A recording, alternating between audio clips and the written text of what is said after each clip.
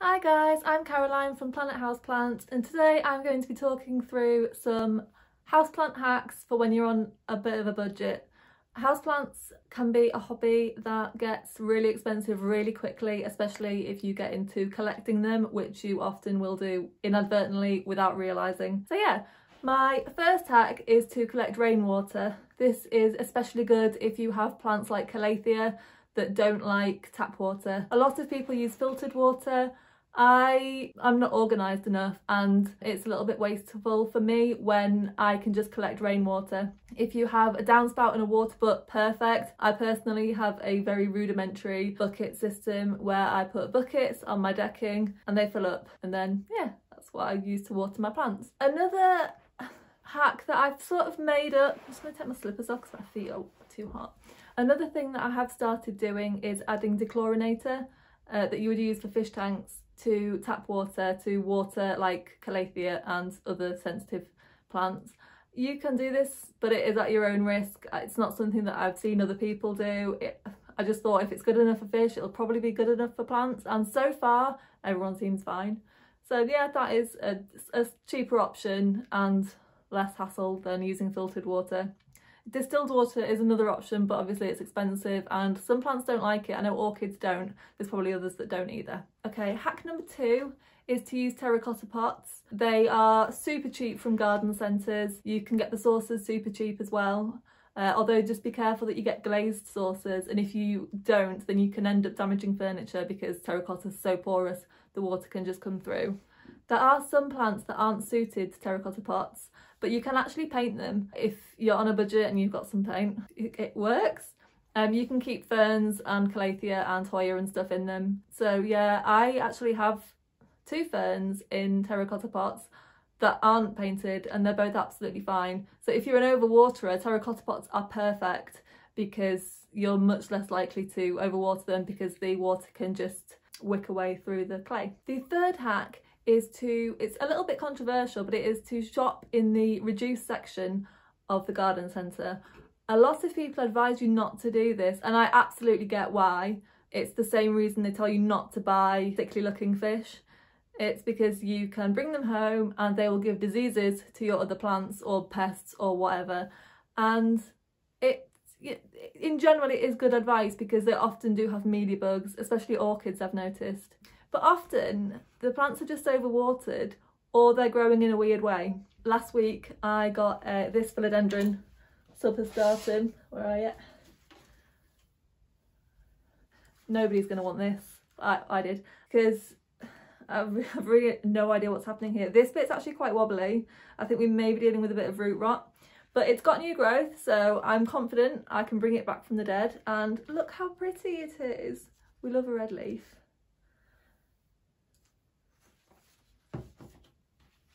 So whilst I'm not saying you should shop in the reduced section, it's worth a look, definitely. Okay, my 4th tip is to buy plants from supermarkets. Sainsbury's, especially in the UK, has really upped its game recently. The plants are cheap and you can get some, you know, some pretty decent species. I got this mosaica behind me. I don't know if that's its name. I got this one for £14 from Sainsbury's. They also sell Monstera deliciosa, pretty decent sized ones with splits and stuff. I also bought a Alocasia zebrina from Sainsbury's for £14. It has lost most of its leaves. I saw somebody else got one on Instagram and they thought it had some sort of burrowing pest. I think mine was just lack of humidity because all its newer leaves are fine, and I just snipped the old ones off that had like crispy edges, and it seems to be okay. When they package them, they wrap them in plastic, and then when you get them home and take the plastic off, they just go ugh.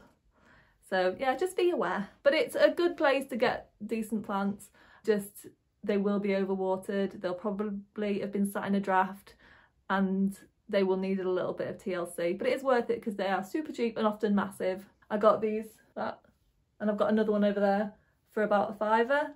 So big, unruly, overwatered plants you can get for super cheap. If you wonder why I keep looking down here, it's because I have notes strapped to my tripod. I did have them on my knee, but I was talking like this and it wasn't the most professional. Okay, tip number 5 is to avoid super popular plants. I'm desperate for a variegated monstera, but they go for about 200 quid in the UK, and I'm hoping at some point the popularity will drop off. I'm hoping at some point everyone that wants one will have one, and then I can get one for a normal price. Because they're not rare, they're quite common because they're fairly easy to propagate, but they're in such high demand it's kept the price high, which is fine, but I will wait and I will get one. Another one is fiddle leaf figs. If you really love fiddle leaf figs, go for one, you know, get one by all means. You can get them pretty cheap. I got one for $8.99 in my local garden centre, and it's doing really well. Really well, it's not dead. There are loads of plants that aren't necessarily splashed all over Instagram that you can get for a really decent price. This Syngonium I got for under £20, £16.99, and I love it. It's really nice, it's really full, so if you just want something to like fill a space, look for something a little bit less common and you don't need to spend a fortune. Similarly, I know I've shown this before, I think, this is an Epipremnum marble planet, and it's got a really similar, it looks really similar to a Alocasia dragon scale, but it took being dropped down the stairs, which is why it's looking a little bit odd. But yeah, it's got this like corrugated leaf effect. It doesn't need any more water than a regular Epipremnum, and it's fine in normal room humidity. Another hack or tip, this is more of a tip, and it's one that I really should listen to. Do as I say, not as I do. Research plants before you buy them. Because what you don't want to do is live in a really dry house, go out, see a calathea, buy it, and then realise that it's either going to die or you're going to have to fork out for a humidifier. And you would need a humidifier. It's not worth it to keep misting it all the time. So yeah, if you get one of these, and it will tell you how humid your house is. This is 47%, which is the lowest I've seen my house in ages. So you know the conditions in your house. If you think you live in a dark house, stick with lower light plants. If you know you live in a bright house, then you can go and get something that needs a bit more light, like Alocasia. If you've got a lot of space near windows, then, you know, go mad. If you don't, then stick to the pothos philodendron side of things. There will be something that can live in your house. So if you research it before you buy it, you're less likely to have to either waste your money on buying a plant that's going to die, or you're going to have to go out and buy a humidifier or a mister or a pebble tray. But don't buy a mister or a pebble tray, go straight for the humidifier. You just end up hating it. My 7th tip is to research less popular plants. I've already covered this. Get a Syngonium. They're really cheap, they're really big, and they're really cool. Look at the leaves on this. Tip number 8 is to buy baby plants. I got into Calathea the back end of last year, and I spent £10 and I got about 5 tiny plants, and they're all growing really well. I'm very proud of them. This, on a side note, is the dustiest plant I've ever had. It can attract dust like nobody's business, but it's growing really well. This one is just going for it, and this seems to be a much bigger leaf. So yeah, you may have to wait a few years before you get a decent sized plant, but it'll grow. Or you could pick up maybe 3 and pop them together, and you'll get a really full plant in time if you look after it and all that good stuff. But yeah, there's no reason that you need to go out and buy the biggest plant that you can. They will grow if you look after them well. Obviously there are instances where juvenile plants look completely different to adult plants. If you want a monstera with all the splits and stuff in it, then you may need to go for an older one. Get one from Sainsbury's. My monstera is about 3 and is yet to develop a leaf with more than 1 split. That's fine. He's had a hard life. My final tip, I feel like 9's weird, oh well, is don't be put off by plants that are common. They're common for a reason. They look good, they're easy to keep. Oh, my belly's going. I really hope the camera didn't pick up my tummy rumbling. How was I? Yeah, popular houseplants are popular because they look good, they're easy to care for, and they're cheap.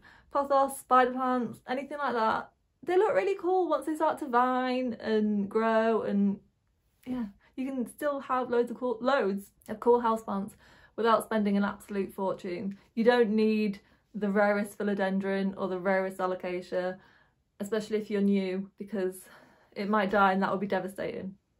So yeah, stick to what you know. Don't run before you can walk. I'm gonna have to watch this back because this is advice that I could do with taking myself. So to recap, we have collect rainwater, use terracotta pots, buy from the reduced section, get plants from the supermarket, don't go after the most popular plants until they lose a bit of popularity, research plants before you buy them, look for less popular plants which are still really cool, get baby plants, and wait, how's that 10? Oh well. And go for plants that are really common. You don't need to have the most unique houseplant collection out there until you really know what you're doing and have saved a bit of money up. Thanks so much for watching, and I'll see you next time.